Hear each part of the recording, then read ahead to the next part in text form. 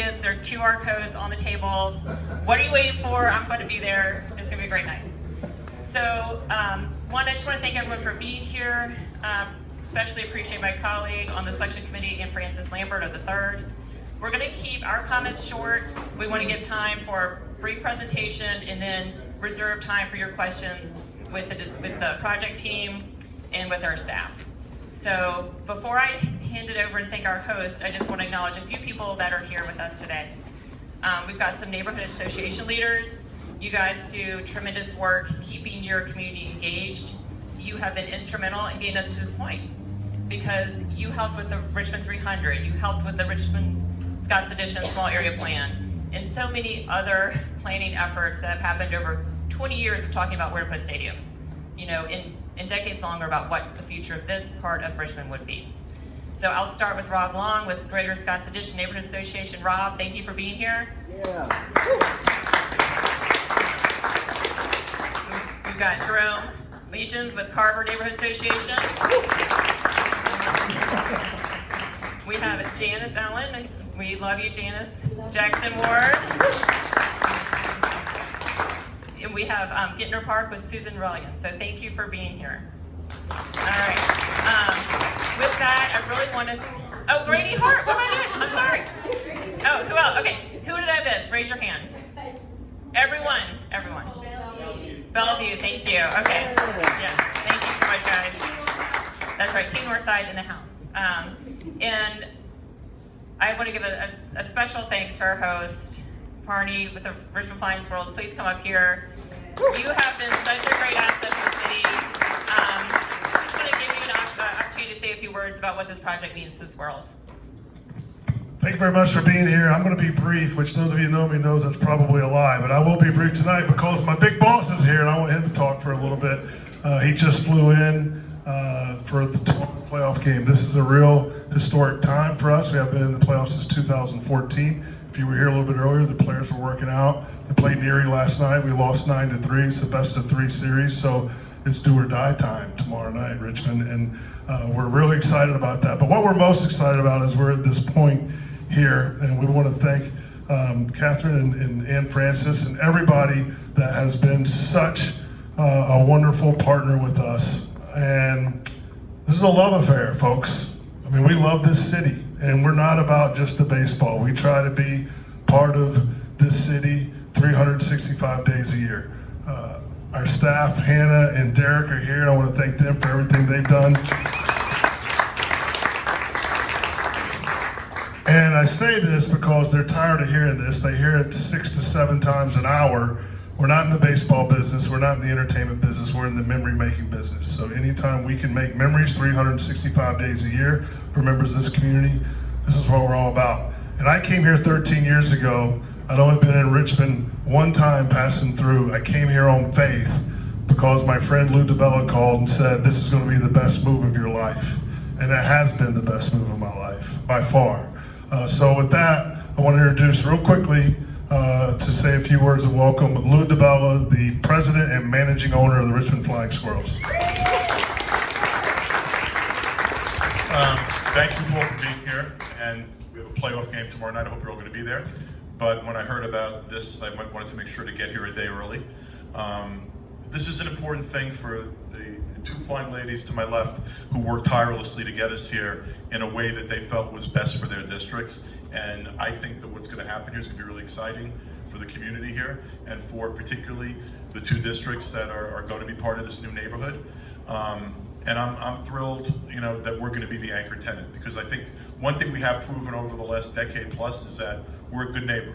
And now when you're really going to take a whole neighborhood and build it around us, you're going to see how good a neighbor we're going to be.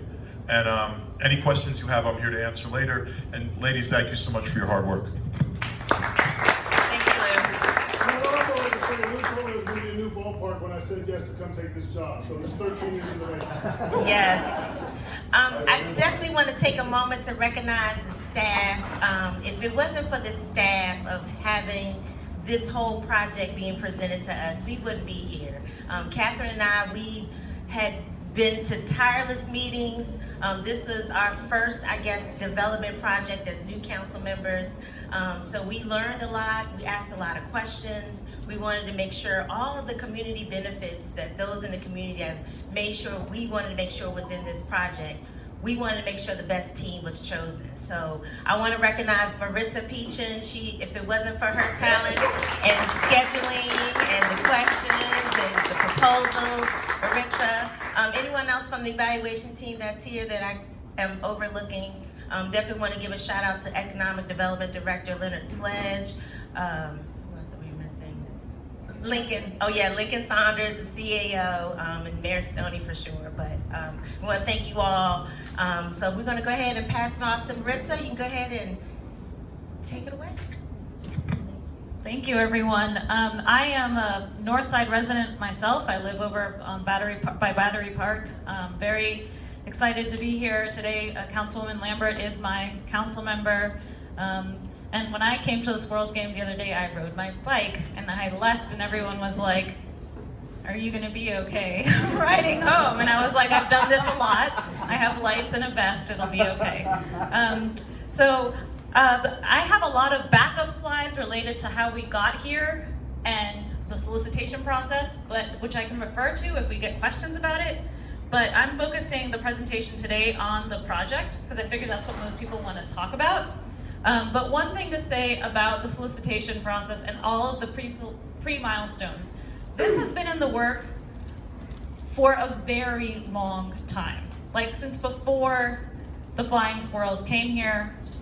2007, an RFP was released, an RFQ process. That didn't end up anywhere. One was done in 2016. The city, there used to be a bunch of buildings over here where there's grass. The city took them all down, prepped the site for redevelopment. I am here talking about the project because I've been working on it for about the last 4 years, but there are so many city staff members, some of whom I don't even know, who made something like this happen to get us at this point. So this is a public-private partnership, what we're doing here, because the public sector owns land, and we are saying we want it to develop this way with all of these community benefits as well.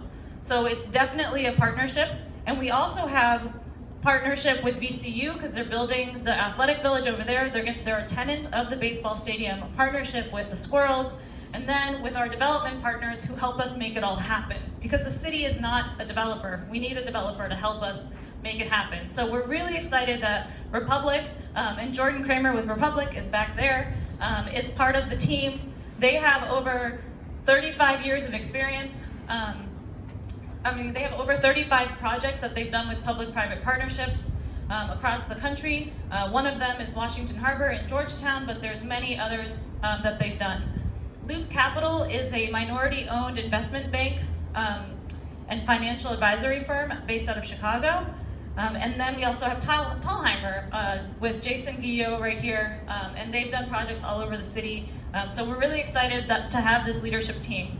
In addition to this team, there's lots of other people. I think you said like 60 other people behind their effort to put their proposal together. There's the architect, SOM, they're doing the master architecture, but then there's other architecture firms, there's other developers, M companies, Capstone doing the hotel, on and on and on. So these three people are kind of the heads of it all, but doing a project like this requires so many other partners. This is the site, you guys know it, 67.5 acres, I'm gonna have you do that. Go to the next one, so I can stay up here and not block people's view.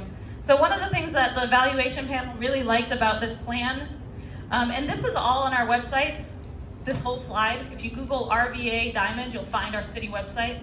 The evaluation panel loved the central park system, the establishment of a grid, the creation of these different districts that surround and complement and uplift and make that anchor of the Squirrels be a central focus point, along with the public open space. Those are really awesome features that the evaluation panel liked about the project. Next. The project is 4 phases. Phase 1 is the one that is on the left, and you can't read any of these numbers, so I'm not even going to go over it. But if we have questions about things specifically, I'll read them aloud for you. But they're on our website. Basically, phase 1 is with big public-private partnerships, with big developments like this. Phase 1 is like the most critical phase. You want to build a lot at once to make a lively destination, but also to generate tax revenue to pay for the bonds that will be issued. Next slide. It will be developed in 4 phases. So down here, phase 1 includes the ballpark, and this is the southernmost part of the site, which is, you know, the grass that you see over there. They'll build phase 1. The ballpark will still stand. They're not going to tear down, like the ballpark doesn't get torn down until a new ballpark is built. And then they're going to move up towards the highway with phase 2, 3, and 4. The 4th one being the last one up by Robin Hood and Hermitage and Ash. Next slide. The phase 1 program includes over 1,000 rental and for sale housing units, 20% of which are affordable to people earning around 60% of the area median income and below. There is the ability for them to convert one parcel into office. A hotel will overlook the ballpark, 180 rooms hotel, about 60,000 square feet of retail, and of course, parking. I read comments that people write online on articles, and everyone's like, there's no parking, we can't see it. That's because it's in structures incorporated into buildings. We do not want surface parking lots dominating this area. Of course, the baseball stadium will be delivered in phase 1 in time for the MLB deadline of 2025, and then park space and all of the streets and open space. At a minimum, it's about $627 million of investment to create this new place in phase 1. Next. They will purchase the property for about $16 million. They will also purchase the property where the Sports Backer Stadium is that the city doesn't own. It's owned by VCU, and the stadium itself will be owned. That property will stay with the city because the city will own the land and the stadium once it's built. Next. They have rights to purchase the subsequent phases if they meet certain milestones. Next. And if they sell the property, so they're going to create all the streets, they'll deed the streets back to the city, they'll become city right-of-way, but then all of these individual parcels will be theirs, which they will build on. If they sell a property, let's say they build a hotel and then they sell it, if they make an internal rate of return of 20%, the city gets 50% of whatever's left, with the goal that we would, subject to city council approval, the proceeds would be used to support programs like the Affordable Housing Trust Fund. So we're agreeing to a purchase price now for future property, but if they sell it, we get a share. If they meet their returns, we get a share of the upside. Next. The baseball stadium needs to be substantially complete by March 1st, 2025, so that the squirrels have time to move things in for opening day. Next. It will be owned by the Economic Development Authority, and the EDA will enter into leases with the Flying Squirrels and VCU. We will want that ballpark to be programmed more than just for baseball. So now, like, everyone sees this park and like thinks this is a baseball park. Okay, minor league baseball parks that are built nowadays are much more multi-purpose spaces where you can rent, certain spaces, or you can rent them out for different events, because there's conditioned interior spaces like the club space that you could rent for like a work retreat or something when baseball's not happening. Or a prom. Or a prom, or a Rotary Club meeting. Who wants to go to a prom, apparently? I mean, there's so many ways you can use it, and so this new stadium is not going to be like only baseball. It will have many other things happening at it all throughout the year. And when you look at the new stadiums, if you go to Charlotte or Durham or Las Vegas, all of them are programming the spaces much more beyond. And revenue from that will help pay for the debt of the project. The infrastructure will be built by the developer, and then it'll go back to the city, as I mentioned. They'll also do that with the park. The developer is going to develop a traffic impact analysis to see, what the impact of traffic is on this whole area.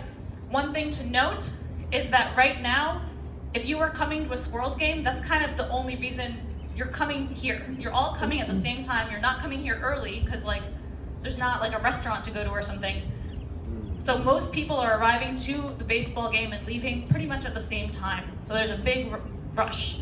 But when a baseball park is part of a big mixed use community, people come early and they leave later. So it kind of smooths out the rush. Obviously there's gonna be pulses of people mainly arriving at the beginning and at the end and departing at the end, but not as much. So it's gonna be a different type of traffic pattern than what you see today. The city and the developer will create design guidelines for like all of the new light fixtures and making sure that this is a place that is uniform in how it looks from the public right-of-way. And the city has a project expediter to help manage all of the permitting process. Next. So these are all items of the term sheet. If you read the whole term sheet, this is a repeat. And you can find this all on our website as well. There'll be retail, office, and hotel. At the end, about 900 square feet of retail. We think that this is a really great destination for office, kind of a new kind of corporate anchor could happen. There'll be two hotels and about 200,000 square feet of retail. Next. There'll be affordable housing incorporated through all phases, so it's not all at the end, but every single phase, 20% of the housing is affordable, and it's incorporated throughout the site. 81 units are set aside for public housing residents who have a project-based voucher. So that will allow them to live in the community, and they're going to establish a fund to help to assist affordable people like 70% or below of AMI who are trying to buy a house, a condo as part of the development, to assist them with their closing costs and other fees that might come up.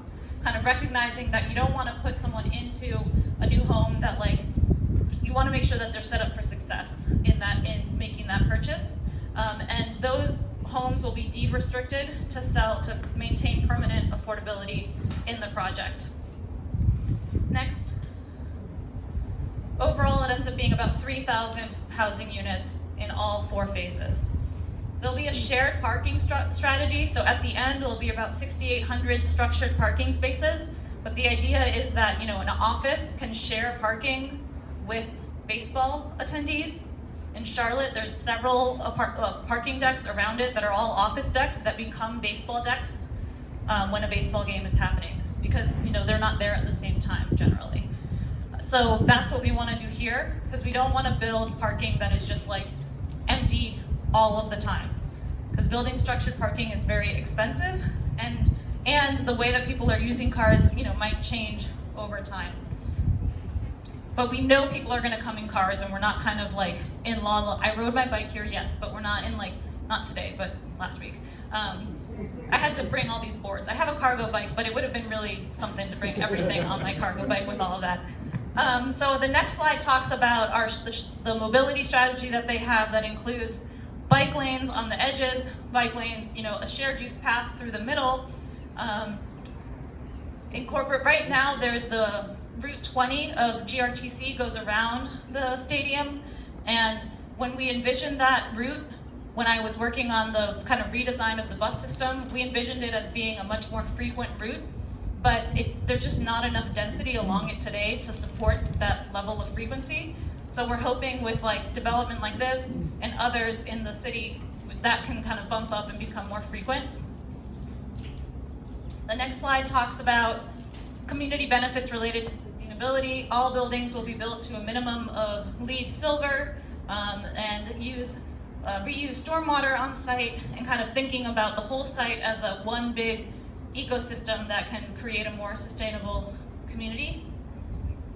Another benefit is obviously that 11.1 acre park. 4.2 acres will be delivered in phase 1. It will include free amenities so that you can come to the Diamond District and you don't have to spend money if you don't want to, but you could buy a cup of coffee, and hang out while you watch your kids play in a playground. The next slide talks more about the park, kind of some of their designs preliminarily are cool because they have variation in the topography, so that will create nice, interesting moments and elements in the space rather than just one really flat open space. They spent a lot of time thinking about their design of the park. You know, these will need to get pushed further. Right now, they're just conceptual, like this is what, you know, having public art, having playgrounds, having water features, having a path that they're calling it like the Arthur Ashe Legacy Path, where there's kind of information about Arthur Ashe's history and the legacy he left in the community, in the world. The next slide talks about that public space activation, including that the vision for that path. In the term sheet, we say that the creation of anything kind of related to Arthur Ashe needs to be done in collaboration with his family.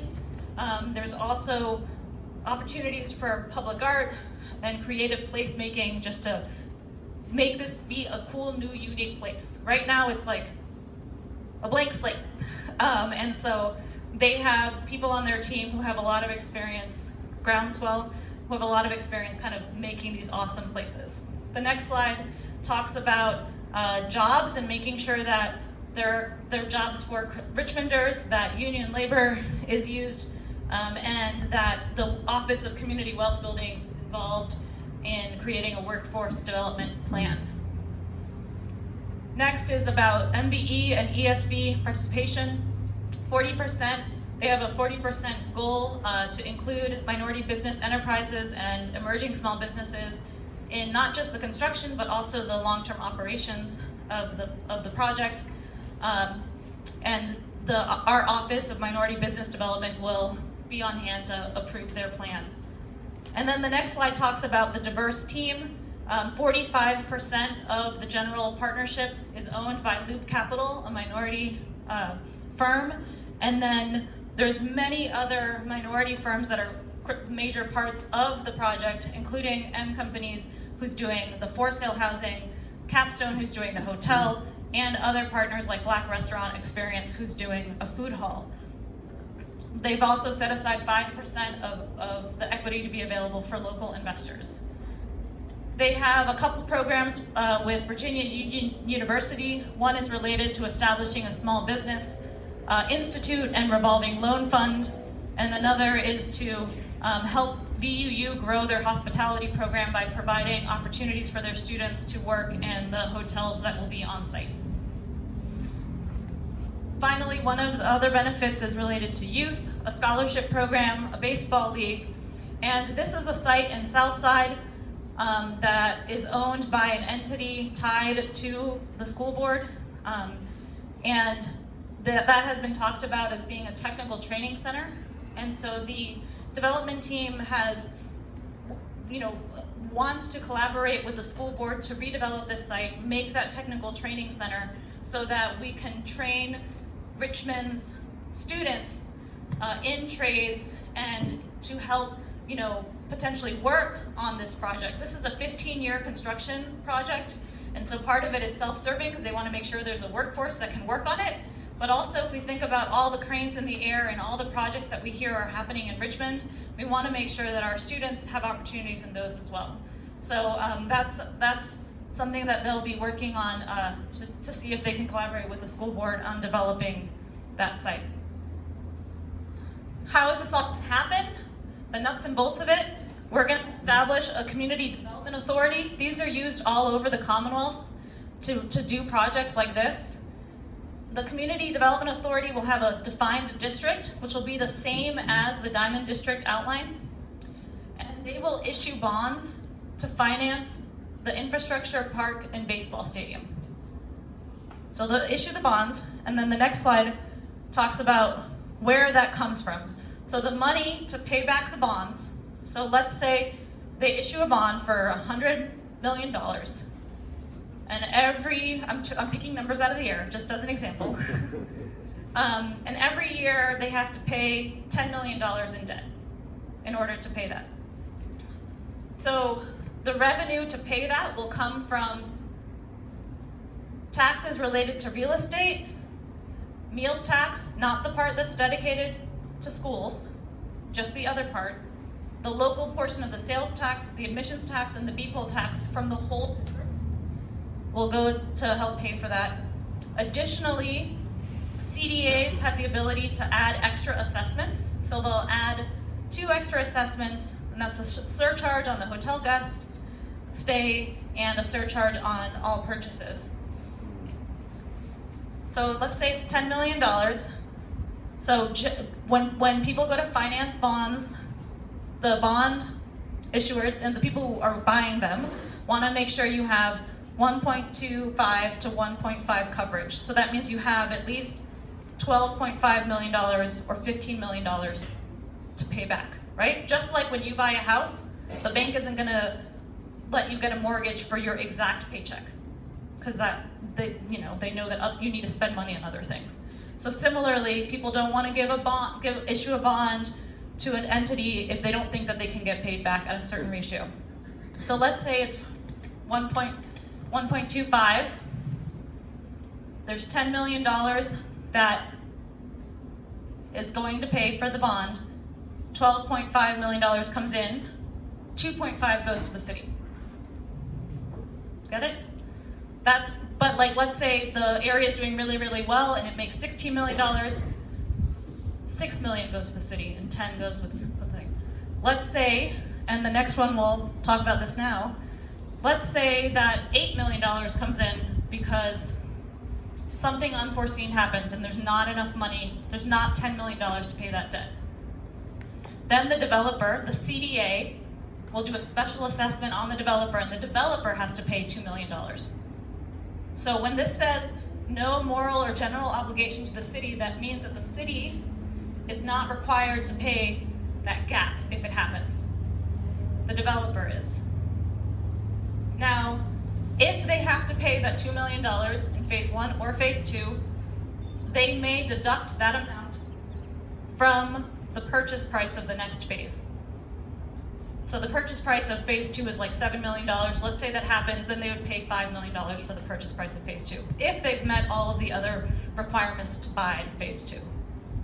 So you're following me? The city does not have to pay backstop. The next slide talks about some of the other things related to bond financing. Bonds always have to have a 10% reserve fund. The developer has added some more reserve funds. And then one thing that they're doing is they're basically advancing $20 million of their own money, which they'll get paid back in phase 2.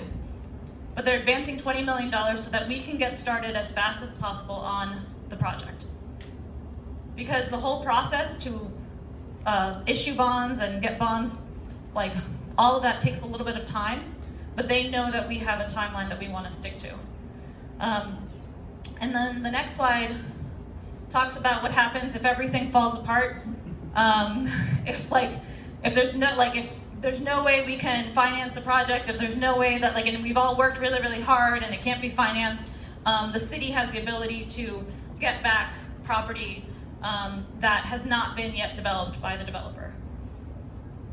So we have that kind of worst case scenario plan, which we don't like to think about because we like to think that everything's going to work out perfectly, just the way we thought, but that's in there as well. So what's my next one? Next steps. Well, we had a telephone call last night. This is today. Monday, we'll be at City Council. They'll be voting on a resolution to approve the term sheet. The term sheet will be used to develop the final agreements between the city and the developer. And those final agreements will come back to council this fall for final approval. So the idea is, before we go into spending lots and lots of money on attorneys, like all of us, not just the city, but the developer as well, let's just make sure we agree on the basic business based off of that. And that will come back to them in the fall. So the next slide just kind of is a final overview. Phase 1, this is where CrossFit RVA is, or whatever they call themselves now. This is an extension of Sherwood. So phase 1 is everything down here. And the first part of phase 1 will be the baseball stadium and these 2 blocks. And the second part of phase 1 will be this. All right, Jason, do you want anything to add? Thank you.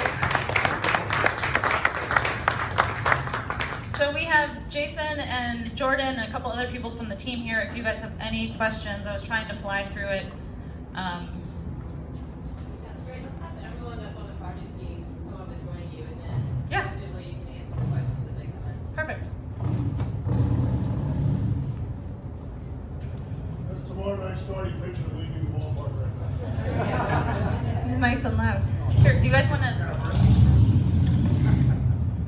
Swamp Thing. Jason Eo, Tallheimer Realty Partners. I'm here in Richmond. Mike Hopkins with Emerge Construction and M Companies, locally Richmond. And then Jordan's back there with Republic if we have other questions for him. So what questions do you all have? Jerome. Yeah, just quickly, when we talk about the housing component of this project, and hopefully that there are more families that's going to move into the housing complex, if you will, what I guess mechanisms or what are you thinking about as far as how it would impact schools? Because if you got school-age kids there, how do you get them to Carver, Fox, Benford, whatever the case may be? So I guess we need to look at some sort of process to make sure that kids moving to this district can actually adequately and efficiently get to the schools of their choice or the schools of their assignment. Yeah, that's a good point. There are a lot of schools pretty close. I think the closest one is Holton, but Obama is actually not that far. Neither Carver, Fox, well, that one's private, but yeah. There's also, and then Mary Mumford is actually not that far either. So there's like many options for schools as we kind of look to the future. But I think they will all be zoned pretty much because if I'm understanding zoning correctly, they're probably zoned for Halton. So the question is getting them back and forth to Halton. Yeah, I mean, having kids, and that will have to be figured out by the school board on how they plan out their bus schedules and their bus routes. And so the infrastructure will be prepared for that? Yeah, so when we do, there's a pretty vigorous process called Plan of Development Review that they will go through, including fire and like basically making sure the fire trucks can go through and all the like, we want to make sure that buses can go through as well. How does the first phase coordinate with the overpass?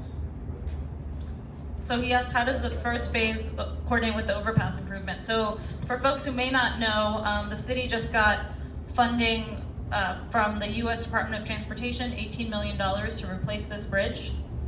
In that, we're including, we're asking for, the plans include for improved pedestrian and bike infrastructure crossing it.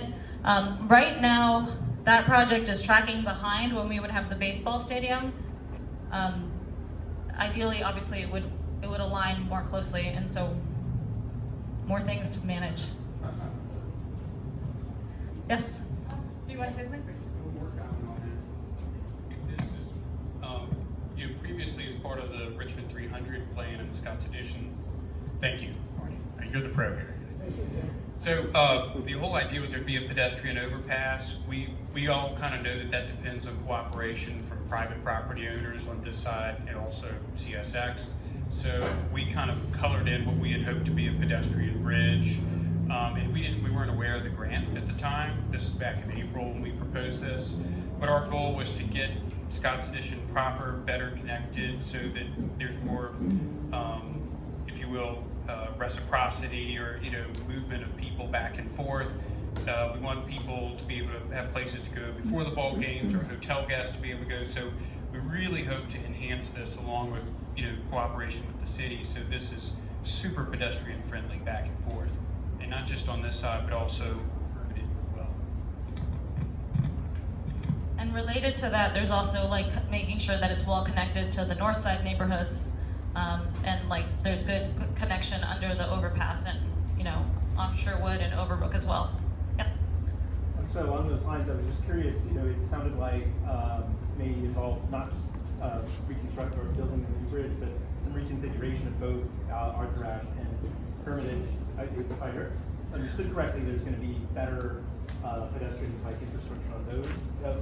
On the edges, you said. So we are part of the kind of initial thing that they'll have to do, and our transportation engineer, Mike Sawyer, is already communicating with their engineer about the scope of a traffic impact analysis. And so that'll help kind of determine what kind of improvements we need to make. But the renderings that we created for Richmond 300 show like bike infrastructure on Ash, and we want to support as much transportation that is not car centered in this area to make sure, like, I mean, people can certainly park here, but we want to make sure that they can also like walk over to Scott's Addition and vice versa, and walk over to other neighborhoods as well. In addition, we focus a lot on Arthur Ashe Boulevard, but we really see Hermitage as an underutilized asset at the end of the day. I mean, there are a lot of lanes there, and it's just never full of cars. We'd really like to improve that from a pedestrian standpoint as well. So a lot of this depends on the traffic impact analysis that we're going to do, working with the city and seeing how far we can stretch the dollars that we do have that are devoted to public infrastructure. And sort of related to that, like, VCU is a great partner, but we know that their land doesn't generate tax revenue. But you know, they're gonna host tennis tournaments and soccer things and track and field, and we want them, all those people, to stay at our hotels here and like shop and spend money here. And if we make Hermitage be really easy and wonderful to cross, that's more likely, right? Also, Hermitage connects you like straight to Whole Foods, so it's just thinking about how that whole corridor starts to look kind of pretty different over the next 20 years. Lee's Chicken as well. Yes. Grady. Yeah. So first, I just wanted to start by just applauding you, Maritza, and your team. I think the way that you guys laid out the finances and the way that this looks, that was one of the big questions that I had coming in. And I think the way that you all set this up, the fact that you got 15 responses, really gave you the opportunity to, in a sense, kind of play the development teams off of each other and make sure that you got the best deal. And it seems that you did. So that's one, but two. Thank you. You're welcome. Two, my question for you builds on kind of the conversation there, which is generally or specifically as you're willing to get right now with whatever caveats you have, what is the vision for the Arthur Ashe side versus the Hermitage side in terms of the development, the buildings that are going to be put in place? I mean, you can almost tell by this in some ways, like a lot of these are more residential and this is more office. So you can kind of see like how they're already starting to angle that. But anything else to add on how you thought about the two different areas? So we did feel like Arthur Ashe needed a little bit more density and substantial development, so there's a little more height on those buildings. And we felt like as we're transitioning over to the VCU Athletic Village, it made sense to transition the height of those buildings down some. So it's kind of hard to tell in the 3D rendering, but that's what's proposed. So generally along Hermitage, you've got residential buildings, some ground floor commercial along that side. And then on Arthur Ashe, you know, more substantial office buildings and density. As far as pedestrian features though, we want that really equally distributed on both sides. We want both of them safe from a pedestrian standpoint. I mean, Mike knows best, your office is right there. You can almost see it, you know. So anyway, that's, I don't know if that answers your question. It does. Super quick follow-up, I promise. When you talk about office-based residential, I assume that we're continuing with the Richmond 300 vision of accessible, activated ground floors, right? So it's an office space, but on the ground floor you've got retail, restaurants, etc. Correct. Yeah. And one quick thing, you know, so it's the property zone TOD, so we're held to the same zoning standards as the property, if you will, and which generally requires a commercial use on the ground floor on the principal street frontages. So you're going to see that along Hermitage and Arthur Ashe and everything else. So one thing to consider when it comes to active ground floors is really, especially with the changing retail environment, is really thinking about which streets make the most sense to have that. So, I mean, it may be that like Sherwood is a really important sign and like Ashe and Hermitage, but like maybe not these ones, right? Because we don't want to have empty storefronts. Yeah. We want to make sure we have activated, like not empty storefronts that say for lease forever. Janice. Yeah, hi. Thanks, Melissa. As we're talking about the residential and all of that, and the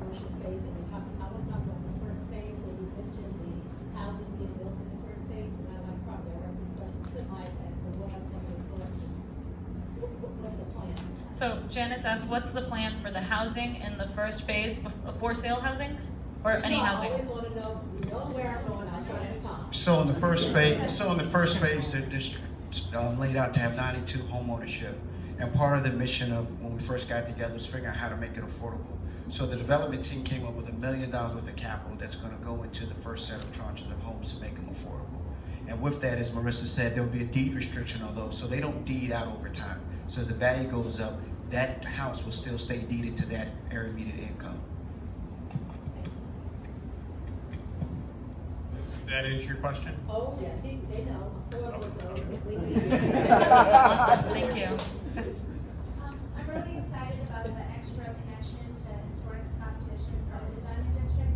Since the Diamond District is part of greater Scotts Mission as a whole, I'm not sure if I should be asking developers or who I should be asking, what is the, how are we gonna work out keeping the connection between the Diamond District and Scotts Mission from, my background is marketing, so from just the city and the developer's perspective? So the question is like, how are we gonna keep the Diamond District kind of, helping and supporting the existing Scotts Addition area from a marketing perspective? So like, if you think about the greater Scotts Addition area, there's a lot of sub areas. There's Scotts Addition.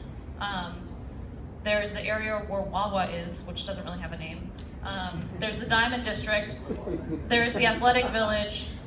There's the Hardywood area that needs a name. Brewers Row, I don't know what we're gonna call that. There's also, Hardy's Place is great too. There's also the Sauer Center area is part of the Greater Scotts Addition Framework Plan. There's Maury Street area, the Science Museum. And so like what we were thinking about from a planning perspective when we were doing the framework plan is like, how are all of these areas like different? Because they all want to have their own like reason to go to them, right? We don't want to redo Scotts Addition here because then it might take away from that one. And then also, how are they all connected? But from a marketing standpoint, I don't know. Like, you want to talk about that? Well, actually, I think this is a great opportunity to work together. We're obviously going to have branding consultants, PR, a web presence. We're going to invest a lot to make sure that this district feels cohesive, everything from design standards, but also signage, right? You got an incredible job in Scotts Addition, kind of with the branding and the t-shirts and the hats and really promoting the Scotts Addition brand. So hopefully this is an opportunity to collaborate together. If a little bit, maybe you guys can piggyback on some of our efforts, and we've got some great consultants on staff that we can kind of work together, and maybe it's an opportunity to kind of bring the marketing of the whole district together. So we do not see the Diamond District being an island, right? We're working with everybody. If I could say, I think one of the things that the squirrels do to this is I hope we prove to everybody that we're a together group, right? Like we bring people together. And I think some of it's happened organically. 13 years ago, I'd stand at the front gate every night before a game, and I'd see 1 or 2 people walking over. Now there's droves of people that wait till the game starts because they're having that last period at Isley or wherever, their River City Roll bowling before they come over, and they come over. So I think that will continue to happen, and the squirrels will play a big part in that, in my humble opinion. One more thing to add, that as the evaluation panel was thinking about this project, the panel was very aware of the fact that Scotts Addition is awesome and there's a lot of people who put a lot of blood, sweat, and tears into making that place what it is. And we wanted this to be something that complemented but didn't compete or take away from that. And so we kind of thought a lot about that as we went through. One more question, or are you trying to? Capacity of the ballpark? 9 to 10,000. Okay. And that's seated, so wipe this idea out of your mind, right? Thank you, please. This was built in 1985 for not very much money, even at that time. Club seats, special, picnic areas and berm seating, different types of seating, not just your normal sitting in a bowl area. one of the things that we've talked about so far with Lou and Barney is we want to get every idea out on the table. We want to look at the best practices at every ballpark. It doesn't have to be minor league ballparks, right? Let's look at major league ballparks. Maybe there are great ideas that we can borrow, right, and bring them here to Richmond. We want an active ballpark, a 360-degree concourse. We want places for families and kids. I've got 2 young boys, and they need to be on the move all the time. So we're really excited about working with these guys. They are the professionals. They know what we need, and so now we're bringing to the table really the capital resources, the architecture team, the space making team, the landscape architects. I mean, you name it. Part of our ballpark team is SOM, which is from New York, but they've done World Trade Center. They've done massive developments. We're going to bring that expertise all the way here to Richmond and help make sure that we have the best ballpark possible. So what I would say to answer your question, 9,000 to 10,000, but not as you see it today. Much more flexible. We'll take one last question from Susan, and then we're still here. We'll just let people ask us questions individually. Yes. I was just gonna say, I'm looking for you to talk about your conceptualization for the streetscape, sidewalks and ash on Hermanton, Troy, to make it appealing and walkable. So part of that is required with the TOD1 zoning to make sure that you don't have a bunch of blank walls, that there's openings and entrances. And another part will be design guidelines that we're going to work on together to make sure that it does achieve what you were talking about. Also, the Urban Design Committee at the city will be part of that. So I would say there will be a whole lot of stakeholders and cooks in the kitchen to make sure that we have the best possible streetscape. So, and certainly we'll be publishing certain elements of the plans and get some feedback along the way. But hopefully, like what we have in mind is what you have in mind, which is a very activated streetscape that's safe and it's got landscaping and lighting and everything that hopefully makes for a great experience. So, thank you so much. We'll take your question one-on-one, but yeah. Sherwood Avenue cuts through. Yes, Sherwood Avenue. Can you relate what it is fitting on the other side? It goes to, what's that street called? Right at Tallheimer, where you're, I can't remember the name of the street. It's right here. It's not Rosedale. It's not called Sherwood now. Basically, we're like straightening out Avenue of Champions. You like only know that Avenue of Champions connects through if you're like special insider. But we're relocating it and kind of making it more logical with that move. So thank you, Councilwoman Jordan, for setting us up. Yes, thank you everyone for coming. I hope this presentation, what you probably already heard or read about, gives you some confidence that the selection committee really had the top of the top to choose from, and the resulting team is fantastic. They get Richmond, they're made of Richmonders, but we also bring in some real talent and firepower from national firms. Republic, Jordan, we're so glad you're here to appreciate you wanting to do this project with us. And Loop Capital, they couldn't be here, they're in Chicago, but I mean, that they were interested in Richmond in this project speaks to how much potential there is in this site for all of us. So I just want to thank everyone for coming out again. We'll all be hanging out here, and then if folks are interested in seeing the tunnel, the historic tunnel that will be no more soon, and just how much Kearney has been able to do with very limited resources, one of the staff members will walk you guys through the tunnel, and it is eye-opening, I would say. So thank you for being here.